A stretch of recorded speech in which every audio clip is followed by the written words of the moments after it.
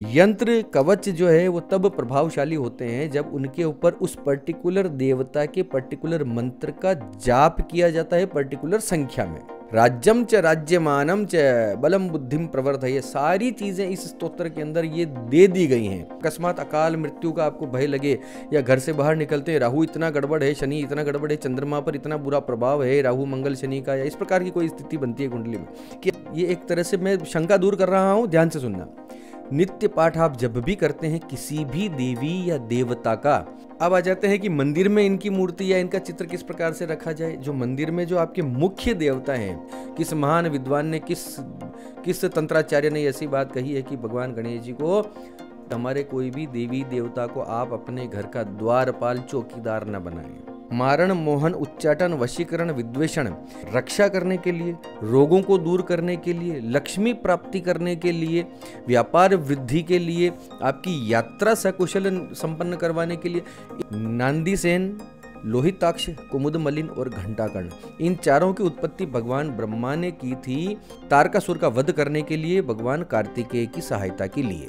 बड़े बड़े तीर्थ जितने भी हैं उसके आसपास किसी न किसी प्रकार से बाबा भैरव का मंदिर हो, क्षेत्रपाल का मंदिर हो, इस प्रकार से होता ही है। चाहे वैष्णो देवी चले जाएं, बाबा भगवान उज्जैन महाकाल चले जाएं या विश्वनाथ धाम चले जाएं।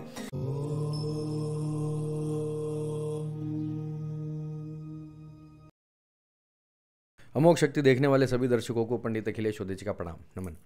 मित्रों, भगवान घंटाकर्ण महावीर के बारे में आपने अवश्य सुना होगा। यदि आप मंत्र तंत्र के बारे में थोड़ा बहुत जानते हैं या थोड़ी बहुत जानकारी हमारे शास्त्रों के बारे में रखते हैं, मंत्र शास्त्रों के बारे में नहीं जानते हैं, तो इस वीडियो में हम विस्तार से चर्चा करेंगे। मुझे इसकी आवश्यकता इसलिए महसूस हुई क्योंकि मुझे लगा कि इंटरनेट के ऊपर बहुत कम जानकारी जो है घंटाकर्ण महावीर के बारे में उपलब्ध है, तो मुझे लगा एक वीडियो इस पर बनाना चाहिए, क्योंकि हमारे तंत्र के बेहद महत्वपूर्ण देवता के रूप में जाने जाते हैं। ठीक है, इनका उल्लेख मुख्य रूप से जैन तंत्र में हुआ है, हिंदू और बौद्ध धर्म में भी इनका उल्लेख है, लेकिन मुख्य रूप से इसको विस्तार देने का काम जो है वो जैन धर्म में हुआ है, जैन मत में हुआ है, जैन तंत्र में हुआ है।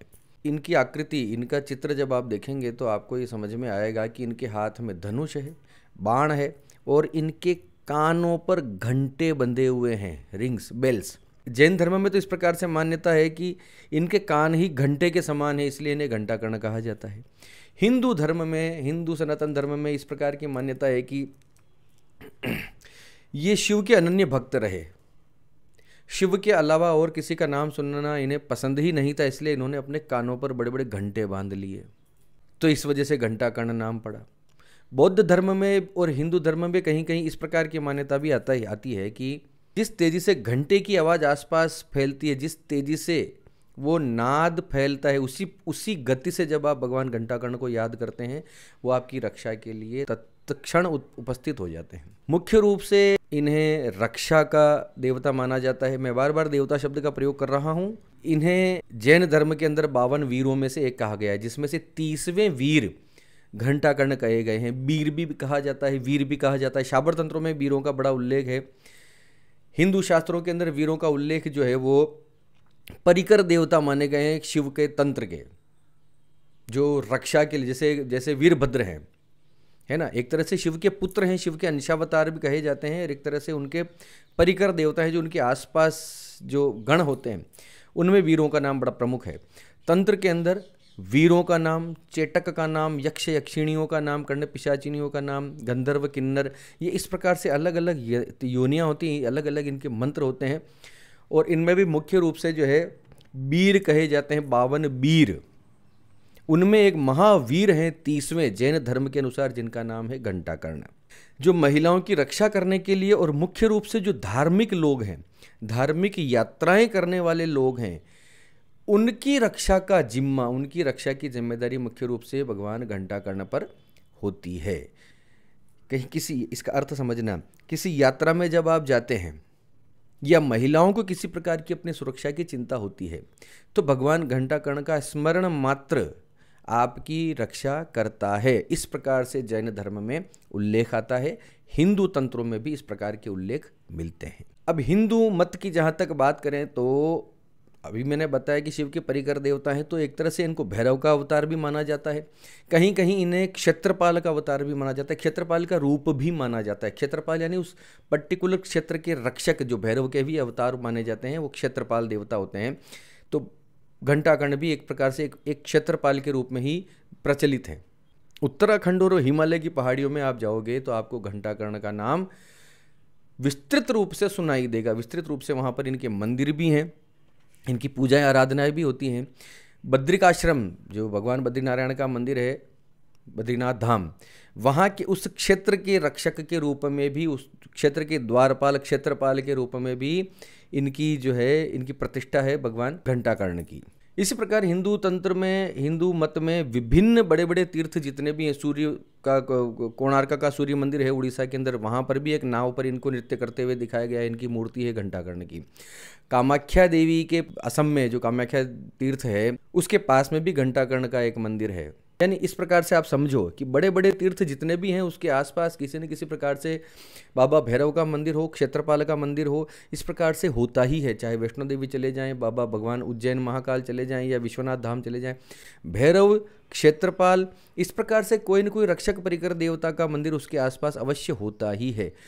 तो इस प्रकार से हम ये मानकर चल सकते हैं कि हिंदू मत के अनुसार, जैन धर्म पर आएंगे, कि भगवान घंटाकर्ण जो है एक भैरव का, क्षेत्रपाल का अवतार है। हम हिंदू धर्म के अनुसार अगर मानकर चले तो शाबर तंत्र में जो है वीरों का बड़ा उल्लेख है। इनके बड़े महत्वपूर्ण और शक्तिशाली मंत्र हमें देखने को मिलते हैं, जो आपकी हमेशा रक्षा के लिए तत्पर माने जाते हैं। जैसा अभी मैंने बताया कि उत्तराखंड में इनका बड़ा विस्तृत इनका प्रसिद्धि है। गढ़वाल के अंदर इनका बड़ा नाम है। गढ़वाल के अंदर इनको पर्चाधारी देवता के रूप में भी माना जाता है, जहाँ पर बड़े शक्तिशाली देवता माने गए हैं।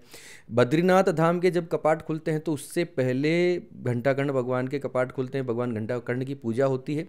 और भगवान बद्रीनाथ के जब कपाट बंद होते हैं सर्दियों में, तो उसके बाद में इनके कपाट बंद होते हैं। यानी बद्रीनाथ धाम के आने से पहले ये उपस्थित होते हैं और उनके जाने के बाद वापस अपनी ड्यूटी छोड़ते हैं वहाँ से।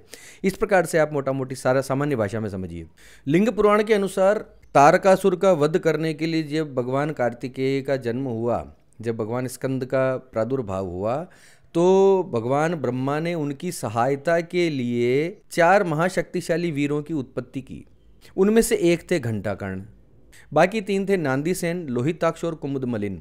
नांदीसेन, लोहिताक्ष, कुमुदमलिन और घंटाकर्ण, इन चारों की उत्पत्ति भगवान ब्रह्मा ने की थी तारकासुर का वध करने के लिए, भगवान कार्तिकेय की सहायता के लिए। शैव मत के अनुसार भगवान शिव का एक आध्यात्मिक रूप है पराशिव, जो कि जितने शिव के तंत्र हैं, जितना शिव का साहित्य है, जितना शिव का पेपर वर्क है, जितना भी, उसकी रक्षा के लिए, भगवान शिव के तंत्र और उसका साहित्य की रक्षा के लिए 5 अवतार जो हैं वो कलयुग में सदैव के लिए रहते ही हैं। उनमें से एक है घंटाकर्ण, जो कि भगवान शिव का तंत्र, भगवान शिव का साहित्य इस कलयुग में संरक्षित रखने के लिए जिनका कर्तव्य, जिनकी ड्यूटी है। रेणुक, दारुक, घंटाकर्ण, धेनुकर्ण और विवस्कर्ण, इस प्रकार से ये 5 पराशिव के अवतार हैं। जैन ग्रंथों में भगवान घंटाकर्ण का नाम महाबल या तुंगभद्र के नाम से भी प्रसिद्ध है, जो कि पूर्व काल में मंगलावती नगर के राजा थे और बाद में अभिनंदन नाथ के रूप में प्रसिद्ध हुए।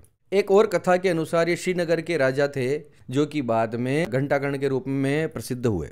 अब तंत्र की अगर बात की जाए तो मुख्य रूप से तांत्रिक विधान इस घंटाकर्ण भगवान के जितने भी हैं, उनमें से 90% जैन तंत्र के अंतर्गत आए हैं।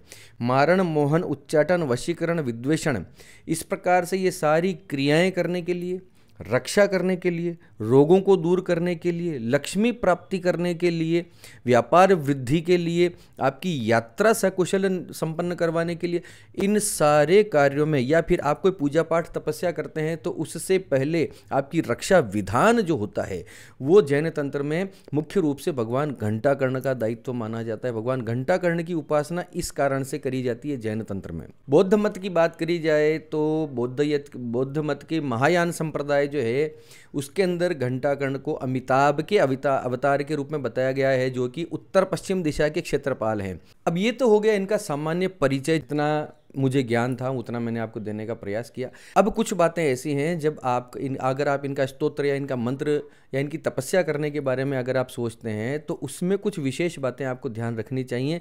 मंत्र भी मैं बताऊंगा इनका, आने वाले वीडियोस में इनके यंत्र भी बताऊंगा जो कि व्यक्ति कर सकता है, कोई भी कर सकता है, इसमें बहुत बड़े विधान नहीं है। लेकिन कुछ चीज़ें हैं जो इनके बारे में कहीं कहीं भ्रम भी फैले हुए हैं, तो कुछ बातें याद रखने योग्य हैं, वो आप सुन लीजिए। हिंदू धर्म में इनका वाहन कई जगह पर शेर को, सिंह को बताया गया है, लेकिन जैन तंत्र के अनुसार इनका कोई वाहन नहीं है।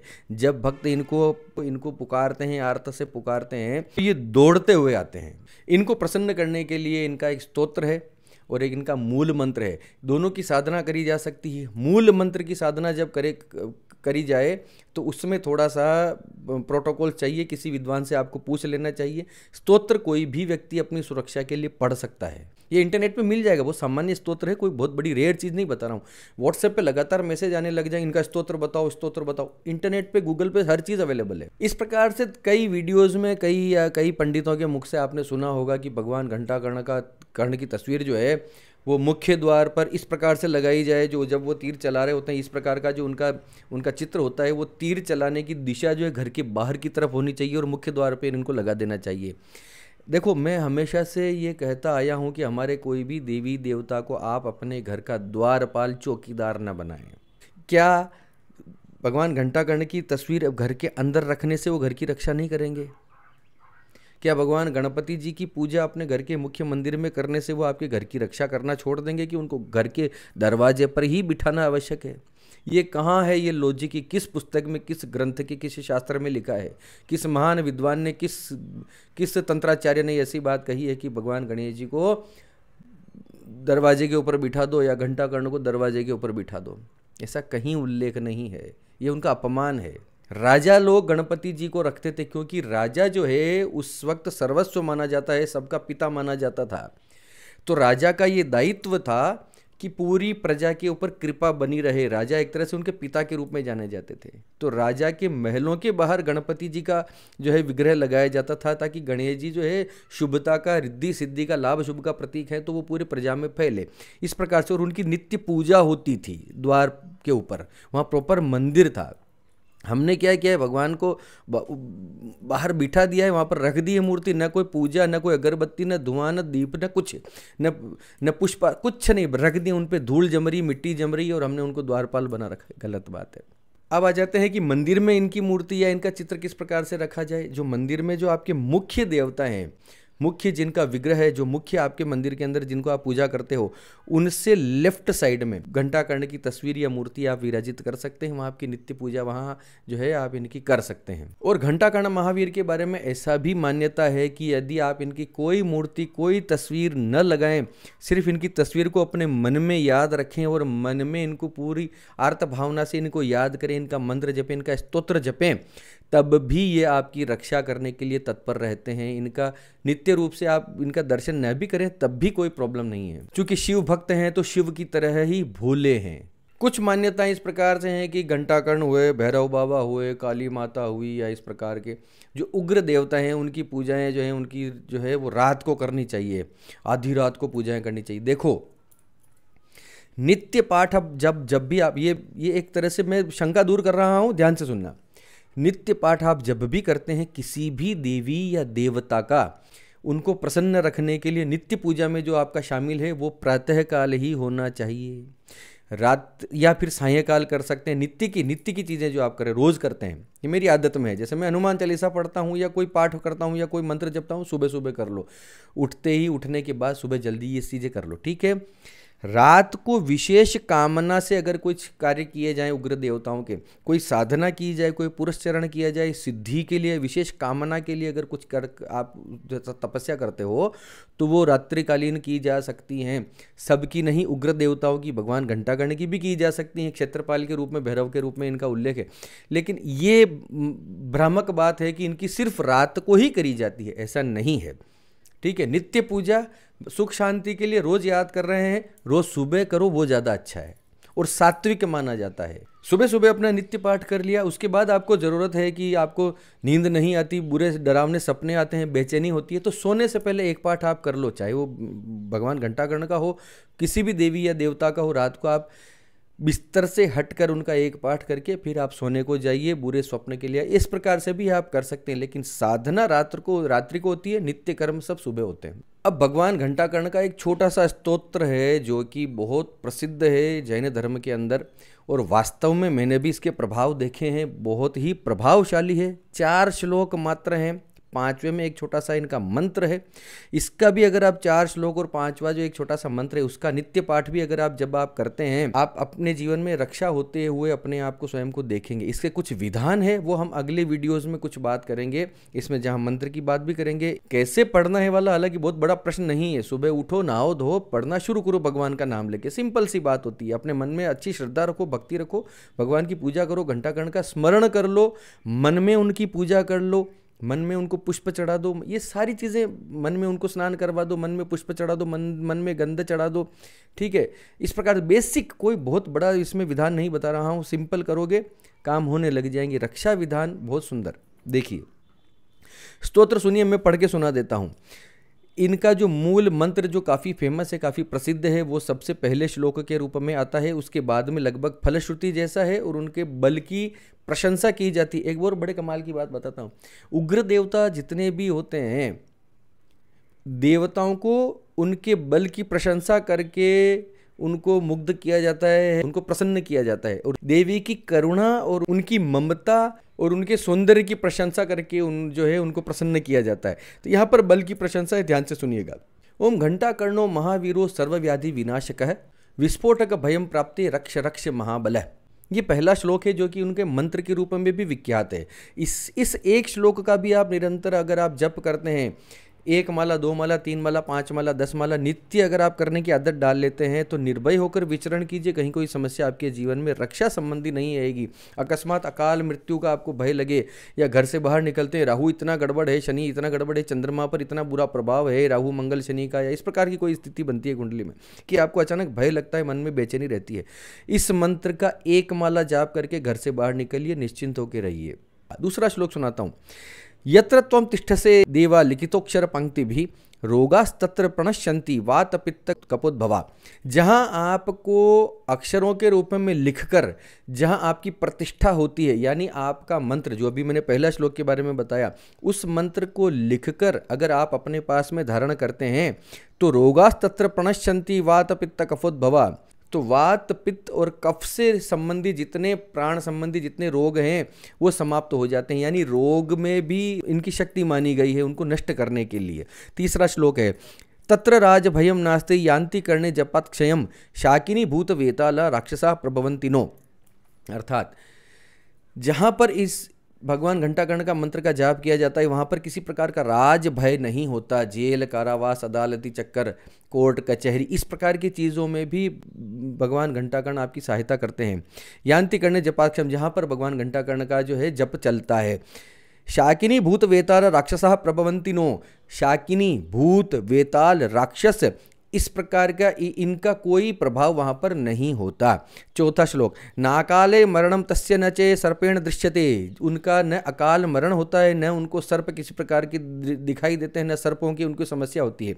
देखो गूढ़ार्थ समझो, काल सर्प दोष में भी अगर आप इनका अनुष्ठान करते हैं या करवाते हैं तब भी आपको निश्चित रूप से इसका लाभ मिलेगा। स्पष्ट लिखा है, न च सर्पेण दृश्यते, किसी प्रकार के सर्प आपको दिखाई नहीं देंगे चाहे कुंडली के, यानी सर्प का प्रभाव, नागों का प्रभाव आपके जीवन से मिट जाएगा, नहीं होगा। अंतिम लाइन, अग्नि चौर भयम नास्ति नास्ति तस्य पेरि भयम, अग्नि का, चौर का, इस प्रकार का जो है किसी प्रकार का भय आपके जीवन में नहीं होगा। ये 4 श्लोक केवल हैं। इंटरनेट पे बहुत आसानी से घंटाकर्ण महावीर स्तोत्र के नाम से आप ढूंढेंगे, आपको आसानी से मिल जाएंगे। इन चारों का आप नित्य पाठ अगर आप करना शुरू कर देते हैं, नित्य 11 पाठ इनका करना शुरू कर दीजिए। रात को सोने से पहले एक बार पाठ कर लीजिए। चारों श्लोक नहीं कर सकते तो जो पहला श्लोक जो मैंने बताया था, ओम घंटाकर्णो महावीरो सर्वव्याधि विनाशक है विस्फोटक भयम प्राप्ते रक्ष रक्ष महाबल, इस प्रकार का जो पहला श्लोक है इसका जाप भी अगर आप एक माला सुबह करते हैं और एक माला रात को सोने से पहले करके सोते हैं, आप अपने जीवन में एक अजीब सी शांति, अजीब सा बल, अजीब सा आत्मविश्वास आप देखेंगे होता हुआ पाएंगे। मुख्य रूप से जब आप किसी यात्रा में जाते हो, आपको लगता है, कई लोग जो है ना यात्रा में जाने से पहले, हमारे यहाँ सनातन शास्त्र के अंदर, हमारे ज्योतिष के अंदर जो है दिशाशूल देखने का विधान है। चंद्रमा देख कर लोग निकलते हैं, है ना, मुहूर्त देख कर जो लोग निकलते हैं। अगर किसी कारणवश अमुहूर्त में उनको निकलना पड़े, किसी कारणवश मुहूर्त सही नहीं है, दिशाशूल बायां दिशाशूल ठीक है, पीछे का दिशा सामने दिशाशूल आ जाए, सम्मुख दिशाशूल लेकर निकले, पीठ का चंद्रमा देख कर निकलें, अगर ऐसी कोई परेशानी वाले मुहूर्त में अगर आप निकलें तो एक माला इस एक श्लोक की कर लीजिए या फिर 11 बार इस पूरे स्तोत्र का पाठ करके अपने घर से निकलिए। निश्चिंत रहिए, कहीं कोई समस्या नहीं होने वाली। अब इन 4 श्लोकों के बाद में एक छोटा सा मंत्र है जिसको भी सुन लीजिए, उसका भी पाठ अगर आप करते हैं, उसकी भी माला जपते हैं, तब भी कोई समस्या नहीं है। ओम ह्रीम घंटाकर्ण महावीर नमोस्तु ते ठह ठह स्वाहा। फिर से बोलता हूँ, ओम ह्रीम घंटाकर्ण महावीर नमोस्तु ते ठह ठह स्वाहा। इस प्रकार से 4 श्लोक हुए और 5वां ये मंत्र हुआ। इसका आप निरंतर जाप करते हैं अपने जीवन में, आप इसका आलंबन ले लेते हैं तो रक्षा संबंधी तो आप निश्चिंत हो जाइए। भगवान बड़े दयालु हैं घंटाकर्ण, और चूंकि इनकी गिनती 52 वीरों में होती है, यक्षों में होती है, भैरव में होती है, तो ये कलयुग के अंदर विशेष प्रभावकारी माने जाते हैं इस प्रकार के देवता। इस प्रकार से इनका एक स्तोत्र और आता है, एक स्तोत्र का और उल्लेख आता है, वो भी मैं यहाँ पर पढ़कर सुना देता हूँ आपको। उसका PDF आपको शायद इंटरनेट पर न मिले, उसके लिए आप मुझे व्हाट्सएप पर मैसेज कर दीजिएगा, मैं उसका PDF आपको निःशुल्क भिजवा दूंगा। नित्य इसका पाठ भी अगर आप करते हैं तो इसमें सारी कामनाओं का उपयोग किया गया है, सारी कामनाएं करी गई हैं भगवान घंटाकर्ण के सामने। आप ध्यान से सुनिएगा, इसका अर्थ भी साथ ही साथ मैं बताते हुए चलता हूँ। ओम ह्रीम श्रीम क्लीम घंटाकर्ण महावीर सर्वव्याधि विनाशक आधिम व्याधिम विपत्तिम च महाभीतिम विनाशय। घंटाकर्ण भगवान को याद किया जाता है कि सर्व व्याधियों के विनाशक हो भगवान घंटाकर्ण महावीर, यानी सर्व रोगों के विनाशक हो। आदिम व्याधिम विपत्तिम च, आदि हो, व्याधि हो चाहे विपत्ति हो, महाभीतिम च महाभय हो, उनका विनाश करने वाले हो आप। ना मंत्रोस्ति ते सिद्ध है सर्व मंगल कारक है इष्ट सिद्धिम महासिद्धिम जयम लक्ष्मीम विवर्धय। नाम मंत्रोस्ति से ते सिद्ध है सर्व मंगल कारक है, नाम मंत्र से ही सिद्ध हो जाने वाले, बार बार भगवान घंटाकर्ण का सिर्फ नाम मात्र का भी अगर आप उच्चारण करते हैं तब भी आपको किसी प्रकार का भय सता नहीं सकता। सर्व मंगल कारक है, इनका नाम लेना ही सर्व मंगलों का कारक है। बार बार अगर आप किसी विपत्ति के समय घंटाकर्ण घंटाकर्ण हे घंटाकर्ण हे घंटाकर्ण हे घंटाकर्ण रक्षा करो, हे घंटाकर्ण पाहिमाम, हे घंटाकर्ण रक्षमाम, इस प्रकार से भी अगर आप जपते हैं तब भी आपको ये निश्चित रूप से लाभ प्रदान करेगा ही करेगा। इष्ट सिद्धिम महासिद्धिम जयम लक्ष्मीम विवर्धय। इष्ट की सिद्धि, किसी देव देवी या देवता की आप पूजा करते हों, उनकी सिद्धि के लिए भी सबसे पहले इनका पाठ करना या इनका नाम लेना बहुत लाभदायक माना जाता है। जैन तंत्र के अनुसार बता रहा हूँ, जैन तंत्र में आप भगवती पद्मावती की साधना करते हो या और किसी देवता की, भगवान पार्श्वनाथ का कोई मंत्र आप जपते हो या किसी प्रकार की साधना करते हो तो उससे पहले इसका उपयोग कर सकते हैं। हिंदू लोग भी अपने जिस देवता की पूजा करते हो उससे पहले इनका पाठ आप कर सकते हैं। स्पष्ट लिखा इष्ट सिद्धि महासिद्धि, महासिद्धि अगर आपको चाहिए अपने मंत्र के अंदर तब भी इनका पाठ करना यहाँ पर फलदायक है। जयम लक्ष्मी विवर्धय, जय विजय प्राप्ति और लक्ष्मी की वर्धन करने वाला यह स्तोत्र माना जाता है। इसके अंदर हर श्लोक में नई कामना है, नया अंदाज है, आप देखकर सुनिए समझिए। त्वच्छ्रद्धा भक्ति योगेन भवन्तु सर्वशक्तयः परा भवन्तु दुष्टाश्च शत्रवो वैरी दुर्जनाः। त्वत् श्रद्धा भक्ति योगेन भवन्तु सर्वशक्तयः, सारी शक्ति के साथ श्रद्धा और भक्ति से जो इनका पाठ करता है। परा भवन्तु दुष्टाश्च शत्रवो वैरी दुर्जनाः, दुष्टों का, शत्रुओं का, वैरियों का, दुर्जनों का वो पराभव कर देता है।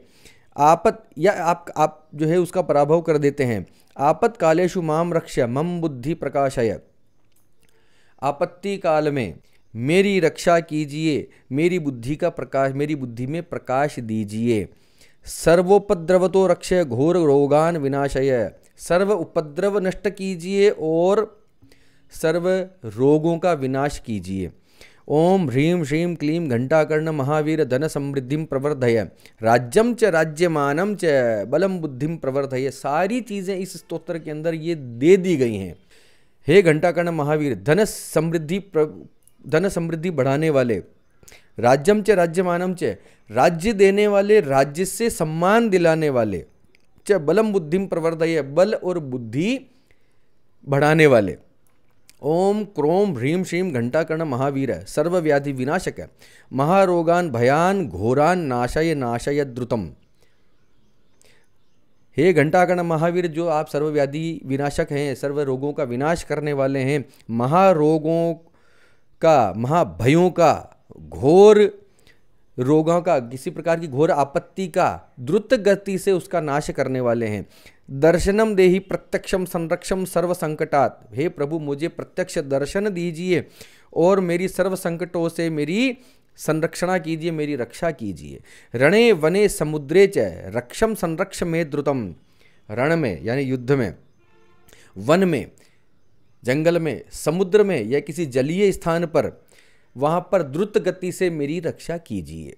अग्नि चौरादितो रक्ष त्वन्नाम मंत्र जापत है, अग्नि की स्थिति में, चोर आ जाने की स्थिति में, चोरी की स्थिति में कोई चोर परेशान करता है, तब आपका नाम लेने से ओम ह्रीं घंटाकर्ण नमोस्तुते ठह ठह स्वाहा, इस प्रकार से जो है उनसे प्रार्थना की जाती है कि अग्नि की स्थिति में, चोरों की स्थिति में आपका नाम जपने से ठह ठह जो है वो एक उग्र इस प्रकार का जो एक अल्प माना जाता है।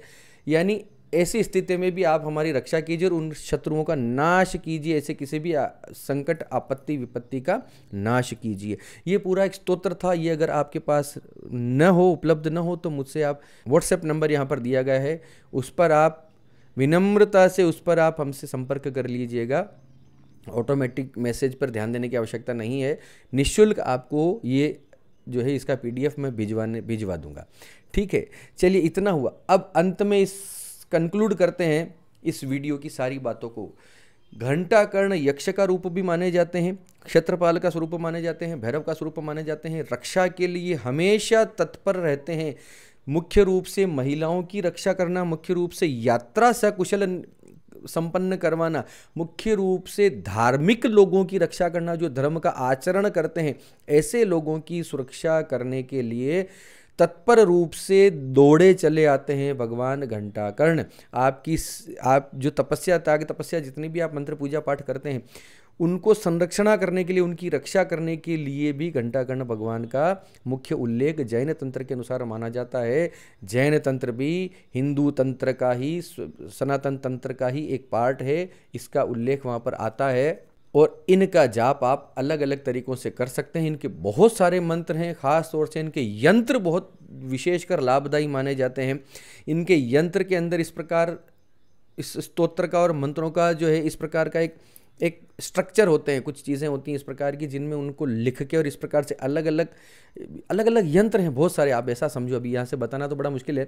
घंटाकर्ण का सिद्ध यंत्र जब आप धारण कर लेते हैं तो निश्चिंत होकर विचरण कीजिए। उस यंत्र को आप गले में धारण कर सकते हैं। ऐसा यंत्र बनवा कर अपने घर में दीवार पर लगा सकते हैं, अपने घर में पूजा स्थान पर रख सकते हैं। इस प्रकार से व्यापार वृद्धि के लिए, धन के लिए, लक्ष्मी के लिए, रक्षा के लिए, रोगनाश के लिए, सर्वसिद्धि के लिए, सम्मान प्राप्ति के लिए, मानसिक शांति के लिए, इन सारे कामों में, इन सारे कार्यों में, सारी कामनाओं में भगवान घंटाकर्ण के यंत्र बेहद बहुत ही इनके लाभदायक देखे जाते हैं। हम बनाते हैं तो हमें पता है। यदि आप भी चाहते हैं कि आपको भगवान घंटाकर्ण का यंत्र आपको चाहिए, तो आप हमसे इस बारे में भी व्हाट्सएप पर संपर्क कर सकते हैं। आप समझना, इसके बारे में मैं एक छोटी सी अब कंक्लूड कर देता हूँ। लोग हमसे पूछते हैं कि इसका यंत्र हमें दीजिए, इनका कवच हमें बनाकर दे दीजिए, कवच दे दीजिए। तो ये कितने का पड़ेगा? देखो सुनो, कवच जो है केवल एक स्ट्रक्चर बना के दे देना, वो तो कितना, भोजपत्र का इतना सा टुकड़ा है, 5 रुपए का टुकड़ा आएगा, उस पर हम बना के दे देंगे, थोड़ी सा गंदगी सह लगेगी, उसका क्या ही मूल्य लेंगे आपसे। लेकिन उसका कोई औचित्य होता ही नहीं है, उसमें कोई प्रभाव नहीं होता। सिर्फ एक स्ट्रक्चर बना के मैं दे दूंगा, वो तो आप इंटरनेट से भी खुद भी बना के रख सकते हो, उसमें कहाँ प्रॉब्लम है। यंत्र कवच जो है वो तब प्रभावशाली होते हैं जब उनके ऊपर उस पर्टिकुलर देवता के पर्टिकुलर मंत्र का जाप किया जाता है पर्टिकुलर संख्या में। जितनी ज़्यादा संख्या होती है उसी प्रकार से उस यंत्र की राशि भी बढ़ती है। जैसे ये स्तोत्र है, एक छोटा सा स्तोत्र था, अगर इसका 1100 बार जाप करके उस यंत्र को बनाया जाए और उसके ऊपर 1100 मंत्रों का जाप किया जाए, 1100 बार से इस स्तोत्र का जाप किया जाए, तब उसका प्रभाव जो है बेहद शक्तिशाली होता है। 2100 पाठ कर लो तो और शक्तिशाली, समझ रहे हो आप, है ना। 5000 पाठ कर लो, 5400, 5400 पाठ कर लो और शक्तिशाली, 2800 कर लो, 11000 कर लो। संख्या जितनी बढ़ती जाएगी स्तोत्र की या मंत्र की संख्या, उसी प्रकार से उसकी राशि बढ़ती जाएगी। क्यों? क्योंकि एक ब्राह्मण एक दिन में पर्टिकुलर इतने मंत्र जप कर सकता है, उसकी एक पर्टिकुलर एक दिन की पर्टिकुलर उसकी दक्षिणा होती है। अब एक ब्राह्मण से कर रहे हैं तो उसकी कितने दिन तक वो कर रहा है, उतने दिन तक कितना जुड़ गया, उसके अनुसार इसकी राशि बनती है। आप ऐसा समझ कर चलो, 5 ब्राह्मण बैठे हैं, पांचों ब्राह्मण का अपना अपना पर्टिकुलर पर डे की दक्षिणा होती है। 10 दिन, 11 दिन, 5 दिन आप कितने मंत्र से अभिमंत्रित करवाना चाहते हैं उस पर्टिकुलर यंत्र या कवच को, तो राशि इस प्रकार से जो है डिपेंड करती। अंत में हवन होता है, 2,500-3 हज़ार रुपया उस हवन का लगता है, जो भी लो भी लगे, घी पड़े, शाकल्य पड़े, समिधा पड़ता है, यंत्र पूजन की सारी सामग्री उसके अंदर आती है। तो ये पूरा विधान है, ऐसा नहीं कि जो मार्केट में मिल रहे हैं ये यंत्र ले लो, वो यंत्र ले लो, 200 रुपये, 250 रुपये, 100 रुपये में, 80 रुपये में यंत्र ले रहे हैं, उसका क्या करोगे? वो तो लकीरें खींची हुई है केवल, उसका क्या करोगे? असली यंत्र असर करते हैं उसके ऊपर, यंत्र में जो है ना, उसके बीच में, यंत्र के बिल्कुल मध्य में वो उस पर्टिकुलर देवता का निवास माना जाता है जिसका वो यंत्र होता है। उस देवता की चारों तरफ आवरण बने होते हैं, उन आवरण पर विभिन्न शक्तियाँ होती हैं, उन विभिन्न देवी या देवता होते हैं, उनकी पूजाएं होती हैं मुख्य रूप से। सबसे पहले, बाद में उसके जप किए जाते हैं, उस पर्टिकुलर देवता की उस पर पूजाएं होती हैं। ये विधान है पूरा, इस प्रकार से कवच बनाए जाते हैं। ऐसा नहीं होता कि आप कवच दे दो, 200 रुपये कवच मिल रहा है, आप तो जी इतना चार्ज कर रहे हो। अरे भैया 200 रुपये, मैं तो 10 रुपये में भेज दूंगा, उसका करोगे क्या? समझो बात को, है ना। तो ये बार बार इस प्रकार से नहीं पूछना कि कितने का पड़ेगा, आपको कितने मंत्र जपवाने हैं उस पर डिपेंड करेगा। एक ब्राह्मण की एक दिन की दक्षिणा अमुक रुपया होती है।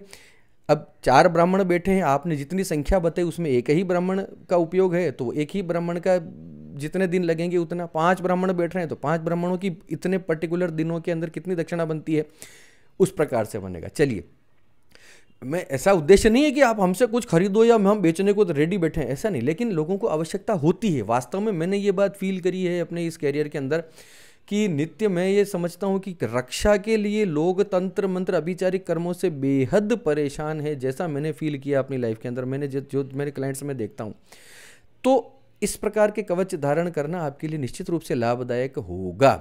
चलिए, इसी के साथ कोई भी आपको अब कोई बाकी बात रह गई हो, बचा गया हो, जो मैं कहना भूल गया हूँ, तो आप मुझे कमेंट्स में आप मुझे याद दिला सकते हैं। आपकी सेवा में हाजिर हैं भगवान। आपकी सेवा करने के उद्देश्य से ही ये वीडियो बन रहे हैं, इस चैनल पे हम काम कर रहे हैं। ज्योतिष से संबंधी पूजा पाठ, यंत्र मंत्र, तंत्र, देवी देवता, सनातन सभ्यता, संस्कृति, कोई विधान, किसी भी प्रकार की शंका हो, किसी भी प्रकार का प्रश्न हो, किसी भी प्रकार की समस्या हो, तो आप हमसे निम्न दिए गए व्हाट्सएप नंबर पे मैसेज करके संपर्क कर सकते हैं। सीधे कॉल धड़ाधड़ न करें, सबका कॉल नहीं उठाया जा सकता, क्योंकि एक बार में एक कॉल नहीं आ रहा होता, कई सारे कॉल्स होते हैं।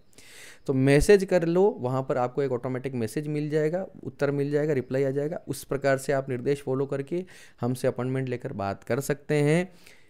नहीं भी कर सकते तो पिछली वीडियो मैंने काफ़ी सारी जानकारी दे दी है, उसके अनुसार आप पालन कर लो, जैसा भी है जो भी है। चलिए ठीक है, इसी के साथ आप सबके मंगल की कामना करता हुआ मैं पंडित अखिलेश ओदीची आपसे विदा लेता हूँ। धन्यवाद। सर्वे भवन्तु सुखिनः।